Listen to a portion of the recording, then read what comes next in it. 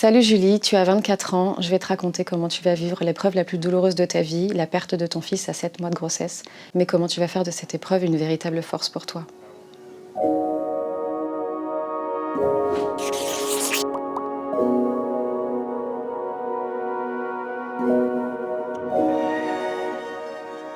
29 semaines, tu vas pour la première fois toute seule à une consultation chez ton gynécologue. Il fait une échographie comme tous les mois et là il voit que en fait, au niveau de l'abdomen de ton bébé, il y a une poche de liquide et c'est anormal et du coup il te dirige vers d'autres médecins pour voir ce qui se passe. Au bout de 3 semaines d'investigation, donc d'examens différents, d'amniosynthèse, d'échographies diverses, on va effectivement se rendre compte que ton bébé est gravement malade, qu'il a fait une hémorragie cérébrale massive, qui lui laisse peu de chances de vie. Tu passes d'autres examens, tu rencontres un neuropédiatre qui t'explique que tu peux continuer la grossesse, mais qu'il n'est pas certain que ton bébé survive dans les semaines qui suivent cette grossesse ou même à l'accouchement, qu'il sera au minimum sourd, aveugle, muet, qui ne pourra jamais communiquer avec nous et certainement qu'il ne survivra pas à l'accouchement. On te propose d'interrompre la grossesse à 32 semaines. Tu acceptes malheureusement, difficilement, en accord avec ton mari pour éviter de lui offrir une vie de souffrance et de douleur. Le lundi 10 avril, tu rentres à l'hôpital en début de matinée. Ensuite, on t'installe en salle de naissance. Malheureusement, c'est en salle de naissance. Pour interrompre la vie de ton bébé. On l'endort d'abord, puis on arrête son cœur. Et ensuite, une fois que c'est fait, tu vas attendre de longues minutes, de longues heures. On vient vérifier que son cœur est bien arrêté.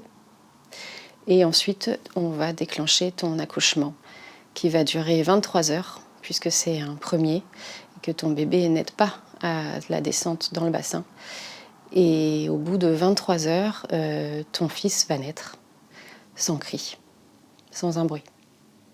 Au moment où on va arrêter son cœur, tu vas parler à ton bébé, tu vas tenir très fort la main de ton mari, et tu vas t'excuser aussi. Tu vas lui promettre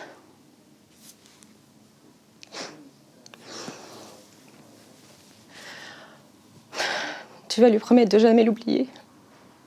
Pardon. Il vivra pour toujours en toi et que tu feras tout pour te battre pour lui. Tu vas essayer de te créer des souvenirs avec ton fils parce que ce sera les seuls souvenirs que tu auras de lui. Donc tu vas lui choisir une petite tenue, tu vas décider qu'on ne l'emmène pas dès sa naissance, loin de toi, mais qu'on te le donne dans tes bras pour que tu puisses le rencontrer et lui dire au revoir à ta façon. Donc on va te le donner dans tes bras, la sage-femme va te dire qu'il est très beau et tu vas pleurer très très fort avec ton mari.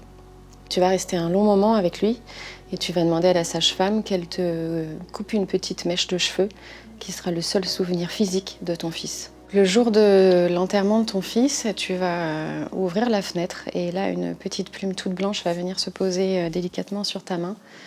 Et les larmes aux yeux, tu te tournes vers ton mari qui lui aussi a les larmes aux yeux et comprend tout de suite que c'est un signe de ton fils. Et ces petites plumes, tu les retrouveras tout au long de ta vie, à des moments importants ou à des moments où tu penseras à ton fils. Certaines personnes de ton entourage vont essayer maladroitement et pour te protéger, de te dire de passer à autre chose. Et toi, tu es totalement contre cette idée. Ce que tu veux faire, c'est le faire exister aux yeux de tous, malgré son départ. 2 mois après la perte de Théo, tu vas retomber très vite enceinte. Tu as cette chance. Et tu vas retomber enceinte d'un autre petit garçon qui va naître 1 an jour pour jour après l'annonce du diagnostic de la maladie de Théo. Et cet enfant, ce second fils, tu vas l'appeler Antoine, qui veut dire inestimable. Aujourd'hui, tu as 5 enfants et tu attends le 6e, donc qui est le 7e en comptant Théo. Il y a un avant et un après cette épreuve dramatique. Elle va te changer totalement. Elle va bouleverser le cours de ta vie. Mais en même temps, cette épreuve si douloureuse, qui sera l'épreuve la plus douloureuse de ta vie, va devenir ton combat et va faire ce que tu es aujourd'hui et te donner de la force pour continuer, pour ton fils disparu, pour tes autres enfants et pour tous les parents endeuillés.